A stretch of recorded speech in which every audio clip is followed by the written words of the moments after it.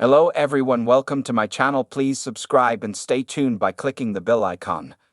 Showing Coronation Street exit, beloved character Ryoshi to hospital, you won't believe fans' reactions. In the wake of the tragic death of Mason Ratcliffe, Luca Tulin, in Coronation Street, there are more upsetting events set to unfold as another character is subjected to a knife ordeal. Visiting dad Rob Donovan, Mark Bayless, in prison, Bobby Crawford, Jack Carroll, learns that he is willing to donate his kidney to Carla Connor, Alison King. But things soon take a terrifying turn when Mason's killer Matty, Seamus McGough, takes him hostage at knife point in a dramatic prison room standoff. Meanwhile, when Carla gets wind of Rob's gesture and is claimed to have found religion, will she swallow her doubts and accept? Elsewhere, there's a hospital dash for Daisy Midgley, Charlotte Jordan, when she injures herself. And she finds herself in an awkward position when doctors let slip her pregnancy in front of Daniel Osborne, Rob Mallard, and Kit Green, Jacob Roberts. And finally, Bethany Platt, Lucy Fallon, has her eyes on a big change after getting a job offer. What does it mean for Daniel? Monday, January 13. After Ryan gives him down the banks and says Carla wouldn't accept a kidney off Rob, even if he offered Bobby lies and says he is going out with Max before heading off to see his dad again. Rob tells him he has found religion and would like to donate a kidney to Carla if he is a match.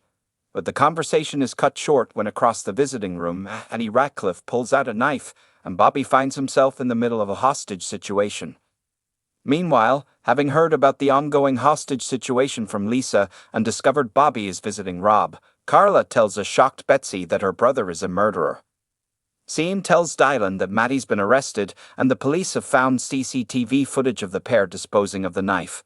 The residents are shocked when George tells them Mason's funeral will be basic with no family there. Betsy leaves the precinct after finding Dylan drinking vodka. Billy tells Sally he has had a change of heart and will do Mason's funeral. No one is aware of Logan watching them from across the street. Toya tells Kevin that she's deeply concerned for Abby and reckons she needs professional help. At No 13, Abby assures Kevin that she's coping and doesn't need any counseling, but once alone, she relives Mason's last moments in her head, clearly tortured by her experience. When Daniel is let down by the bakery making Bertie's cake, Daisy comes to the rescue.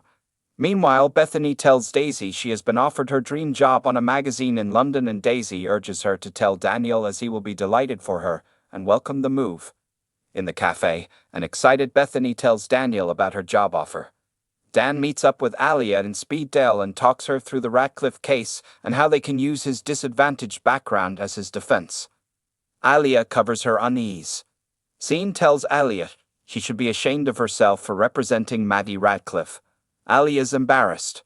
Wednesday, January 15. It is Bertie's birthday at number 1, and with the party in full swing, Bethany is growing increasingly jealous as Bertie spends his time sitting on Daisy's knee. Meanwhile, Bertie has seen Cassie putting antihistamine into Ken's tea and asks her what she is doing. She swears him to secrecy, but little Berkey whispers the secret to Daisy, who in turn tells Daniel. When Bethany sees them whispering, she is furious and knocks back the Prosecco. The cake cutting turns into a farce with Daisy trying to help a drunken Bethany and having a nasty fall. Worried about the baby, she claims she has twisted her ankle, and Daniel offers to run her to A&E. Kit is already there. When the nurse confirms that it's fine for Daisy to have an X-ray whilst pregnant, Daniel and Kit are stunned and Daisy's heart sinks, knowing her secret is out. When Daniel confronts Cassie about putting something in Ken's drink, she claims it was sweeteners, but he doesn't believe her. At the hospital, Carla tells Bobby that Rob's religion is all an act and she'll never trust him. Bobby assures her he's a changed man and urges her to go and see him for herself. In the prison visiting room, Rob makes up to Carla how finding God has changed him and he wants to make amends by giving her his kidney. At No 13, Abba continues to dwell on Mason's death. Debbie calls at No 13 to find Kevin visibly stressed. When Kevin admits that he's found a lump, Debbie's shocked. Debbie urges Kevin to share his worries about his lump with Abby. Kevin finds a tearful Abby in the memorial garden talking to Seb and realizes now is not the time to tell her his news. At the police station, Kit explains to Dylan that he will be charged with possession of a bladed article. Dylan listens Lauren to find her panicking about her trial. Max does his best to be positive, but Lauren can see straight through his platitudes. Lauren steels herself and tells Max that it's best they call it a day as he's got his whole life ahead of him while she's looking at a 20-year stretch. Max is devastated. Alia confides in Adam that she's thinking of jacking in her job as she doesn't like putting her career before her morals. Friday, January 17. Abby is still having visions of Seb and unaware of what Kevin's going through. She tells him Alfie has a cold, so she is going to spend the day at home. Meanwhile, Kevin sees Dargadas, who refers him for tests.